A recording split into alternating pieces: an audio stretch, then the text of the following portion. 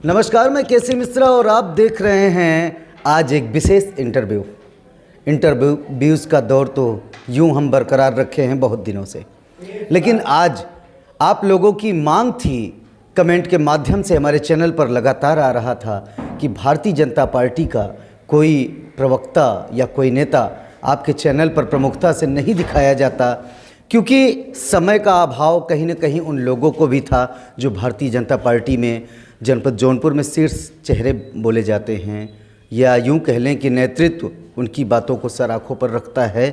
यहाँ की अगर बात होती है तो जनपद जौनपुर से धर्मापुर विकास खंड के अंतर्गत इस समय हम बैठे हुए हैं मालती देवी शिक्षण संस्थान में, और हमें एक व्यक्ति विशेष मिले हैं जो भारतीय जनता पार्टी के मंडल अध्यक्ष हैं राधे श्याम विश्वकर्मा जी।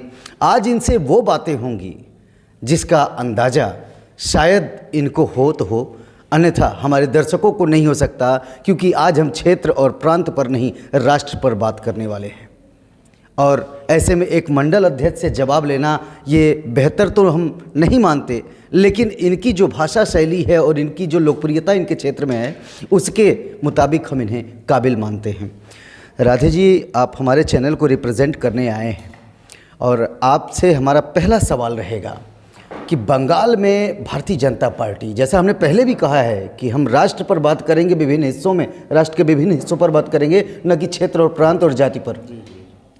बंगाल में जो समर चल रहा है और पूरे भारतीय जनता पार्टी के शीर्ष नेतृत्व से लेकर बूथ स्तर तक के कार्यकर्ता वहां पर एकजुट होकर अपना जोर लगा दिए हैं, क्या लगता है नैया पार लगेगी, दीदी होबे कि दादा होबे? धन्यवाद।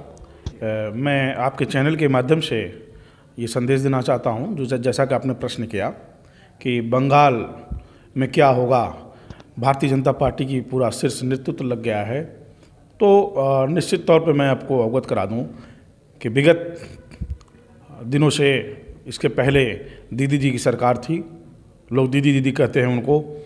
मुझे नहीं लगता कि वो दोबारा जिस तरह से उन्होंने फिसल करके पैर को दिखाया कि टूट गया है, एक दिखावा सा है, भय उनके अंदर व्याप्त हो गया है कि अब तो पूरा बंगाल भाजपा में हो गया है, वहाँ का जन जन भाजपा का नारा लगा रहा है, लोग परिवर्तन चाह रहे हैं।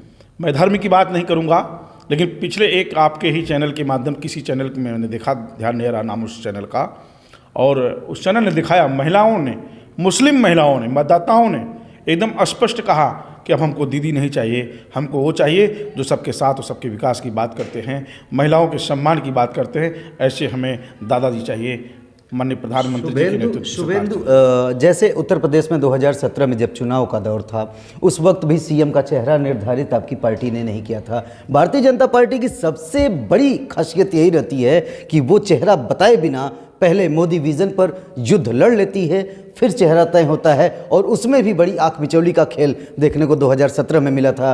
कभी ओम माथुर का नाम आया, तो कभी सुरेश खन्ना का आया, तो कभी डिप्टी सीएम जो वर्तमान है उनका नाम आया, लेकिन अंततः बने योगी आदित्यनाथ सीएम उत्तर प्रदेश। यहाँ बंगाल में भी वही दौर देखने को मिल रहा है कि शुभेंदु अधिकारी को यूँ तो टीएमसी से आप लोगों ने तोड़ लिया, लेकिन अब जब विन, अगर आप जैसे कह रहे हैं जिस कॉन्फिडेंस के साथ कि अगर विन होती है तो उसमें सीएम का चेहरा निर्धारित किए हैं कि ये लगभग 4 चेहरे हैं प्रमुखता से, आपके द्वारा जानना चाहेंगे कि वो चेहरा कौन सा हो सकता है, जहाँ तक कि आपकी जो जानकारी। जैसा कि आपने चेहरे की बात किया मुख्यमंत्री की, मैं आपको स्पष्ट बता दूं, ये भारतीय जनता पार्टी की सरकार है, भारतीय जनता पार्टी का संगठन है, जहां पे न जाति चलता है, न संप्रदाय चलता है, न वंशवाद चलता है।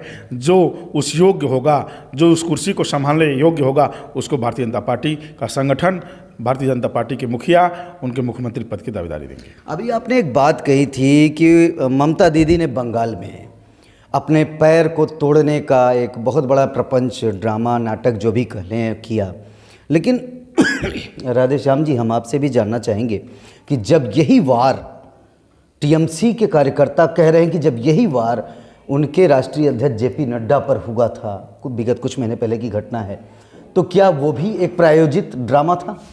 ऐसा कुछ नहीं है। आपको पता होगा कि जब इसके पहले उनकी सरकार थी, भाजपा के बड़े किसी नेता को वहाँ पे उतरने नहीं दिया जाता था, प्लेन को उतरने नहीं दिया गया, भाजपा के बड़े नेताओं के। ये उसके आप एक और बड़े अधिकारी का नाम जानते होंगे, एक घटना में संलिप्त थे, डीआईजी जो थे, उनको क्यों हटाया गया ये भी आप जानते हैं, क्योंकि वो दीदी के इशारों पे कार्य करती थी और प्रशासन का दुरुपयोग कर करके, शासन का दुरुपयोग करके अन्य दल के नेताओं को आगे नहीं बढ़ने दिया जाता था और नहीं मौका दिया था। जैसा कि आपने जेपी नड्डा जी, हमारे राष्ट्रीय अध्यक्ष जी की बात आपने किया, तो सुनियोजित नहीं था, ये ममता जी की चाल थी कि हम अगर इस तरह से करेंगे तो यहाँ से वो भाग जाएंगे। मैं बता दूं, जेपी नड्डा जी बूथ स्तर के कार्यकर्ता हैं, बूथ स्तर से बूथ अध्यक्ष से होकर के आज राष्ट्रीय अध्यक्ष हुए हैं। उनके अंदर ये जानकारी है कि नहीं हमें किस तरह से कार्य करना है और कैसे संगठन को चलाना है। विगत कुछ महीनों पहले आपने एक आंदोलन का आगाज भी देखा होगा, जो राजधानी की दहलीजों पर बैठे लोग थे, जो सीमाएं सीज थी। आज वो लोग कहीं न कहीं अपने ट्रैक्टर्स को लेकर बंगाल गए हुए हैं और जहाँ जहाँ आगामी समय में चुनाव है उनकी चुनौती है। ये देखने को मिल रहा है कि वो लोग कह रहे हैं कि भारतीय जनता पार्टी जहाँ भी लड़ेगी, जब तक हमारे इन मांगों को नहीं मानेगी तब तक हम उनका पीछा नहीं छोड़ेंगे। ऐसे में क्या लगता है कि ऑक्सीजन बन के विपक्ष के लिए किसान आंदोलन तैयार किया जा रहा है या उनकी मांगें जायज़ है, वाजिब हैं? आप देख रहे हैं कि किसान कम जो भी आंदोलन हुआ, महीनों तक आंदोलन चला दिल्ली की सड़कों पे, गाज़ियाबाद की सड़कों पे, आप स्पष्ट जानते हैं कि ये किसान नहीं थे, ढकोसले थे, बड़े बड़े क्लिच टाइट करके नेता वहाँ बैठे थे, जिनका नाम आप जानते, मुझे नाम नहीं लेना है। मैं स्पष्ट बता दूं, ये सुनियोजित बाहर से ये चाल चली जा रही है, किसी तरह से मोदी जी को रोका जाए, नहीं तो ये विश्वगुरु भारत बन जाएगा और उसमें हम किसी के तरह से संपर्क नहीं में आएंगे। ये कांग्रेस की चाल है पूरी तरह से। किसानों को बहकाने का कार्य केवल कांग्रेस कर रही है। उत्तर प्रदेश में मुख्य विपक्षी दल समाजवादी पार्टी के चीफ अखिलेश यादव इस समय बहुत तेज़ी से दौरा कर रहे हैं पश्चिम यूपी में, आप लोग भी देख रहे होंगे, न्यूज़ चैनल्स पे चल रहे हैं। लेकिन क्या इस बार जो जनमत वहाँ पर जो देखने को कैमरे के माध्यम से हम लोगों के घरों तक पहुँच रहा है, टेलीविज़न के माध्यम से हम देख रहे हैं, क्या वो जनमत एक चुनौती का विषय है भारतीय जनता पार्टी के लिए उत्तर प्रदेश में, या फिर एससी ओबीसी फैक्टर को भुनाने में कामयाब हो चुकी है भारतीय जनता पार्टी? आपको स्पष्ट बता दूं, मैंने एक बार पुनः मैं आपको अवगत करा दूं, माननीय प्रधानमंत्री जी, यशस्वी प्रधानमंत्री जी ने कहा है सबका साथ सबका विकास। हम जातिवाद की राजनीति नहीं करते, हम जन धर्म की राजनीति नहीं करते, हम संप्रदाय की राजनीति नहीं करते हैं, वहाँ वंशवाद की राजनीति चलती है, जिसका आपने नाम लिया सम्मानित अखिलेश यादव जी का।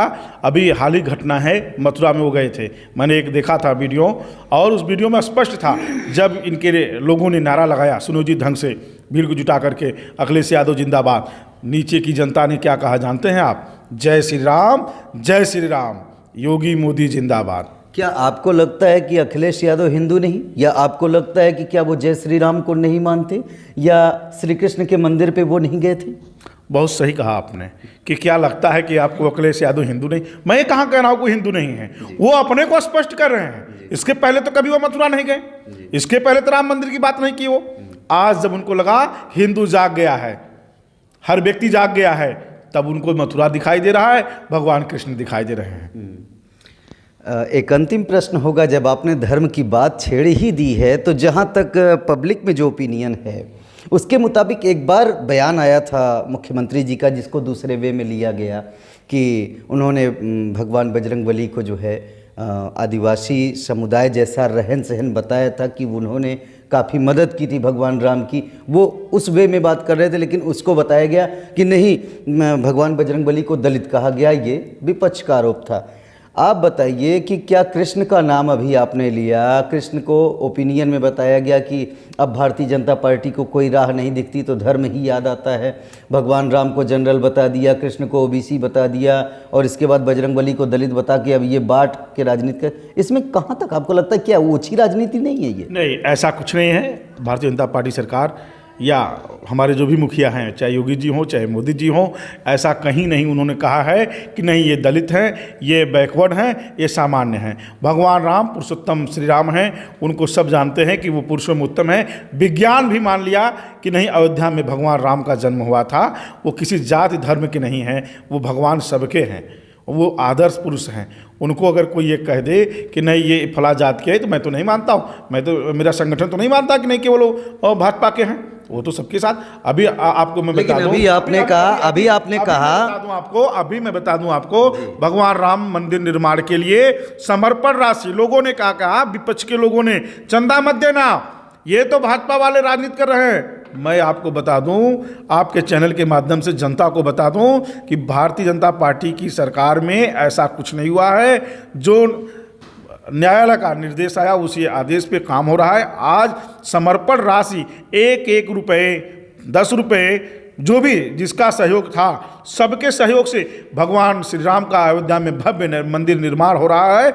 और ये कहीं से नहीं कहा जाया कि नहीं भाजपा ये बनवा रही है, ये सब मिलकर के भगवान राम मंदिर निर्माण कर रहे हैं। एक अंतिम प्रश्न से एक और अंतिम प्रश्न याद आ गया, और वो पूछना हमारा इतना वाजिब होगा, जिसमें कि डबल स्टैंडर्ड की राजनीति कही जा रही है भारतीय जनता पार्टी की, कि ये लोग जहाँ पर भी जाते हैं, भारतीय जनता पार्टी के आला कमान शीर्ष नेतृत्व के नेता, वहाँ से कोरोना गायब हो जाता है, वहाँ पे उनकी रैलियाँ होती हैं, और जहाँ पर चुनाव नहीं होते वहाँ पे लॉकडाउन की तैयारी होती है, जहाँ पे अपोजिशन की सरकार होती है, इनकी सरकार नहीं होती, वहाँ पर एकदम विध्वंसक नीति अपनाते हैं। इस पर क्या कहना होगा आपका? बहुत सही प्रश्न किया आपने। मैं आपको स्पष्ट कर दूं, ये साल भर हो गया जब मोदी जी ने पहली बार जनता से निवेदन किया था कि एक दिन मुझे मौका दीजिए, मैं देखना चाहता हूँ कि क्या है, और जनता ने पूरा सहयोग किया। पुनः 21 दिन का लॉकडाउन लगा और उसमें भी जनता ने पूरा सहयोग किया। इसका स्पष्ट ये संदेश जाता है कि जनता मोदी जी को अपना नेता मानती है, और जो मोदी जी कह रहे हैं वो सही है।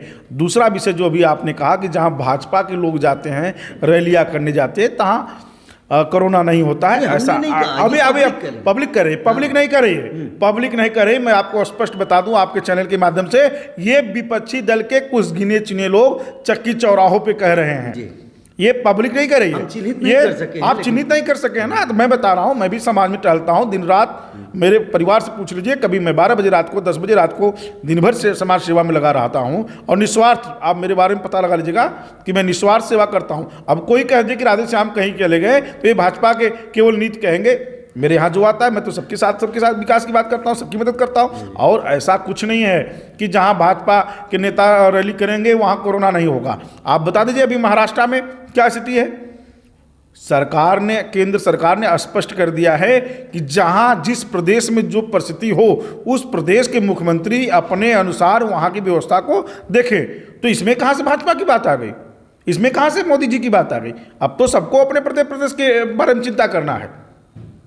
नहीं, जहाँ तक बिहार चुनाव हुए थे पिछले दिनों, उत्तर प्रदेश में 7 लगभग आधे दर्जन से ऊपर जो है उपचुनाव हुए थे, बाई इलेक्शन, और अभी बंगाल में है, तो वहाँ पे भी तो रैलियाँ होती है, वहाँ पे भी जन समर्थन और जन जत्थे जमा होते हैं वहाँ पर। तो वहाँ पर कोविड जो छुआछूत की बीमारी एक कही जा रही है, वहाँ पर से कोविड गायब हो जाता है, ऐसा लोग बताते हैं कि मतलब देखिए यही डबल स्टैंडर्ड पे बात कर रही है बीजेपी। इसीलिए हमने आपको आज यहाँ पर बुलाया है। मैं आपसे जवाब चाहूँगा कि कितनी सच्चाई है, और सहमति के साथ उनको संतुष्ट करें। आपको मैं स्पष्ट कर दूँ कि कहीं से ये जो आपने कहा छुआछूत की बीमारी है, कोविड ऐसा कुछ नहीं है। आप सब जानते हैं कोविड एक विषाणु है जो फैल रहा है। इसको रोकने के लिए सरकार ने वैक्सीन भी ला दी। मैं एक चीज़ और स्पष्ट कर दूं कि जब कोरोना चल रहा था तब यही विपक्ष के नेता माननीय अखिलेश यादव जी ने कहा कि भाजपा सरकार वैक्सीन नहीं ला रही है, दवा उपलब्ध नहीं करा रही है, जनता की क्या स्थिति हो रही है। वो अपने घर में बैठे हुए थे। लेकिन मैं आपके चैनल के माध्यम बता दूं, मेरे प्रदेश के मुख्यमंत्री, उत्तर प्रदेश के मुख्यमंत्री योगी आदित्यनाथ जी दिन रात प्रवासियों के लिए चिंता कर रहे थे, दिन रात चल रहे थे। ये आप भी जानते हैं, पूरा समाज जानता है, पूरी जनता जानती है। मैं स्पष्ट कर देना चाह रहा हूँ आपको, ऐसा कुछ नहीं है कि नहीं वहाँ इस तरह की है, वहाँ उस तरह की बातें हैं।